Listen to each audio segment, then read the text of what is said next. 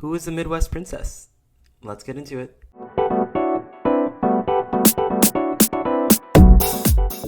Let's roll, Arturo. Welcome back, listeners. Today we're diving deep into the fascinating world of Chappell Roan, exploring her journey from small-town Missouri to becoming the iconic Midwest Princess. Get ready for a captivating story of determination, reinvention, and the birth of a truly unique pop star. So without further ado, let's journey back to Chappell Roan's roots and uncover the influences, experiences, and defining moments that shaped her as an artist. The story of Chappell Roan begins in Willard, Missouri, where she grew up as Kaylee Rose Amstutz.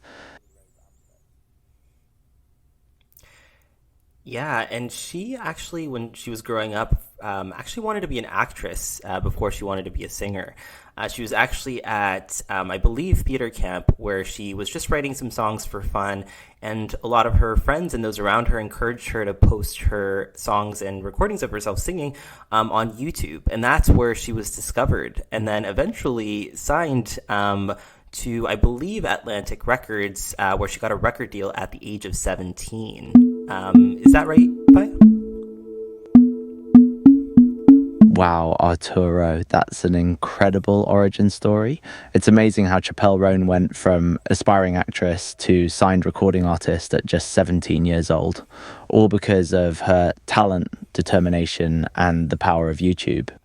It's interesting to note that despite signing with Atlantic Records and releasing her debut EP, she still faced setbacks like being dropped from the label. But her perseverance paid off when she found a new home at Island Records, thanks to the support of Dan Nigro. Chappell Roan's journey really speaks to her resilience and determination. It's no wonder her debut album has been such a success. Yeah, and she also talks about that. I believe I saw an interview with her talking about how, it was challenging for her to be signed at the age of 17, right? She had no background in the music industry. Her parents had no background in the music industry either. And so it was pretty tough being thrown into that world without knowing what to do. So I think being dropped by her record deal was something that I think not a lot of people talk about when it comes to signing really young artists. That's a really important point, Arturo.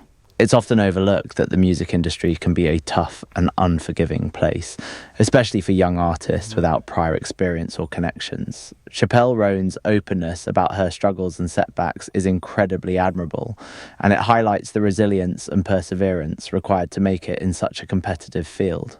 It's a testament to her strength of character that she was able to bounce back from being dropped by her record label and eventually find success on her own terms. Her story serves as an inspiration to aspiring artists everywhere, and a reminder that setbacks are just part of the journey.